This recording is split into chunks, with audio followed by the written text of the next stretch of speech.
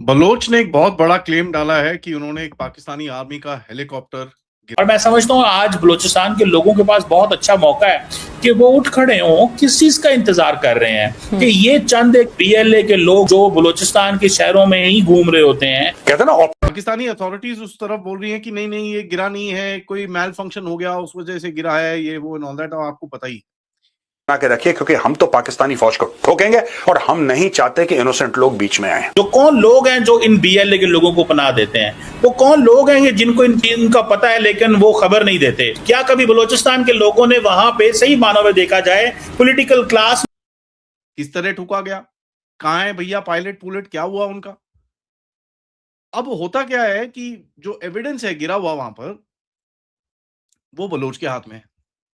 और उनका मीडिया, आपको पता है कि अभी बीएलए जो है वो क्लेम नहीं करती रिस्पॉन्सिबिलिटी, तो भारत के जो चंद एक मीडिया हाउसेस हैं वो पहले ही उसके ऊपर तैयारी करके बैठे होते हैं और यहाँ से ऑपरेशन होता है, वहाँ पे इंडियन मीडिया के ऊपर चल रहा होता है। तो इस हवाले से मैं समझता हूँ कि ये जो ट्रांसनेशनल रिप्रेशन हो या प्रॉक्सीज का इस्तेमाल करना हो, ये प्राइम मिनिस्टर मोदी की जो फॉरेन पॉलिसी है ये उसका हिस्सा है पाकिस्तान के अंदर। और इसमें उन्होंने काफ़ी ज़्यादा जो भले एथनिक ग्रुप्स हों या रिलीजियस ग्रुप्स हों, सबको फंडिंग कर रहे हैं। और जिस तरह आपने अफगानिस्तान वाले जनरल साहब का रेफरेंस दिया है, मैं समझता हूँ कि ये पुरानी बात है, जारी बात है, वो इस सारे प्रोसेस का इस तरह ठुका गया। कहाँ है भैया पायलट पुलट, क्या हुआ उनका? अब होता क्या है कि जो एविडेंस है गिरा हुआ वहां पर, वो बलोच के हाथ में है। ठीक है जी। अब बलोच क्या प्रूफ निकालता है कि नहीं निकालता, ये तो समय ही बताएगा। और कितना उस चीज का कुछ बचा हुआ पता चले, हवा में मारा पूरा फटफुट बर्बाद हो गया, तो क्या एविडेंस निकलेगा उसके अंदर से? तो हमको पता नहीं है एग्जैक्टली हो क्या रहा है। नाल एक बड़ी इंपॉर्टेंट डिस्ट्रिक्ट है खुजदार के अंदर। खुजदार जो एरिया है उसके अंदर नाल बड़ा इंपॉर्टेंट डिस्ट्रिक्ट है। ये पेरिफेरल लोकेशन नहीं है, ये सेंट्रल बलूचिस्तान के अंदर है और बहुत ही सेंसिटिव जगह है ये। बाय द वे, खुजदार के अंदर एक गैरिजन बैठती है जहां पर पाकिस्तान के न्यूक्लियर वेपन्स रहते हैं, उनके जो ट्रक इरेक्टेड लॉन्चर्स, जो ग्राउंड फायर न्यूक्लियर वेपन्स हैं। तो ये उस सेंसिटिव एरिया के अंदर आके ये लोग अटैक कर रहे हैं। और आप देखिए इस तरह के बलोच के ग्रुप्स आके इन जगहों के अंदर इतनी बुरी तरह से अगर इनको ठोक सकते हैं, तो आपको समझ में आना चाहिए कि इनकी लोकल डिफेंसेस का क्या हालत है। ये कोई रोड साइड एम्बुश नहीं है, किसी ने भैया गोली चला दी, वहां पर 6 सोल्जर्स मर गए, ऐसा नहीं है। जैसे आज सुबह पेशावर में हुआ, एक जगह पे टीटीपी ने जाके अटैक करा, 11 बंदे मारे, 7 बंदे उठा के ले गए इनके। ठीक है जी। तो ये वो नहीं है, दिस इज बलोच की एक्टिविटीज आर मच फर्दर, क्योंकि बलोच एक जगह पे जाते हैं, स्टेट के जितने सिंबल्स हैं उनको पकड़ लेते हैं, एडमिनिस्ट्रेटिव स्ट्रक्चर्स जो है उनको पकड़ लेते हैं, they force the army and police to withdraw from there. उसके बाद ये काउंटर अटैक भी नहीं करने देते इनको, इनकी इतनी डोमिनेंस वहां पर रहती है।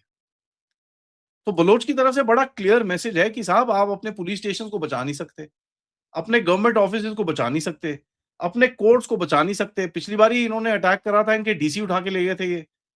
तो अगर आप सोचते हो कि आप ये बोलोगे कि आप हमारे पे ये कर रहे हो वो कर रहे हो, वो सब नहीं कर पा रहे आप। It is very clear.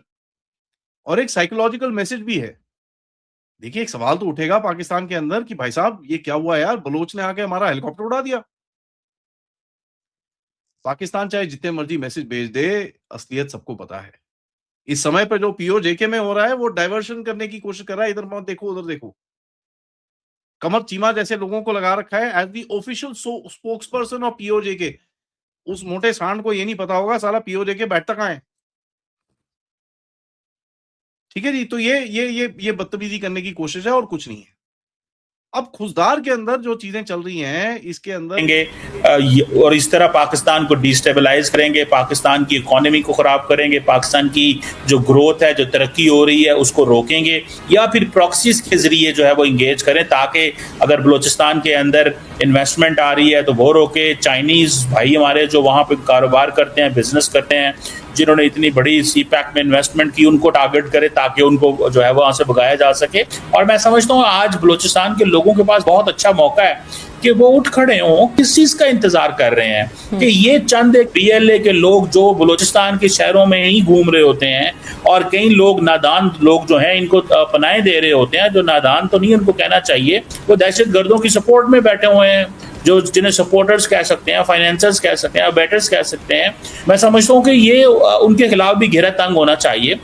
Doctor साहब, एक पहलू ये भी है कि हम जितनी तेजी से देख रहे हैं कि अब ये वाकयात बार बार हो रहे हैं और इसमें जो पंजाबी इसको टारगेट किया जाता है, इससे एक खौफ और हिरास पंजाबियों के लिए खास तौर पे पैदा हो चुका है कि जब वो वहाँ काम करने जाएंगे अपने आप को अनसेफ फील करेंगे, ऑल्दो पाकिस्तान का हिस्सा, और वहाँ से लोग जब किसी दूसरी सूबे में मूव करेंगे वो भी इनसिक्योर फील करेंगे। तो ये जो सूबाइयत हम देख रहे हैं, जो गैप आ चुका है, डिस्टेंस, इसको ओवरकम करना इस वक्त किस हद तक ज़रूरी हो चुका है हमारे लिए? तो देखिए, बिल्कुल सही कहा, ये सुबाइयत है। ये बेसिकली वो चाहते ये हैं कि पंजाबियों को, पख्तूनों को, सिंधियों को, कश्मीरियों को, गिलगितियों को वहाँ पे ना जाने दिया जाए और कहा जाए कि जनाब इसमें सिर्फ बलूचिस्तान रहेगा, ये टेरिटरी सिर्फ बलूचिस्तान और बढ़ने वाली है। ये देखिए, ये बोगी BLA कर ही नहीं रहा है। BLA सीधा का सीधा फौज पे हमला कर रहा है।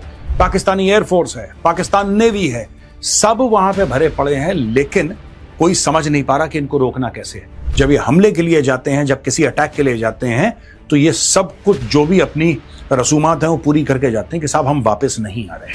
नंबर 1 रोक नहीं पा रही, और जो नंबर 1 इनकी इंटेलिजेंस एजेंसी ISI वो बता नहीं पा रही। अब मैं पाकिस्तान रेलवे से कहना चाहता हूं कि तुम कितने सेफ हो बेटा, जरा इन लोगों से पूछ लो तुम कितने सेफ हो। Not one single officer. कहां थे इनके अफसर? कहां अय्याशी कर रहे थे? मैं पूछना चाहता हूं आसिम मुनीर से कि भाई तुम्हारे अफसर थे कहां पे?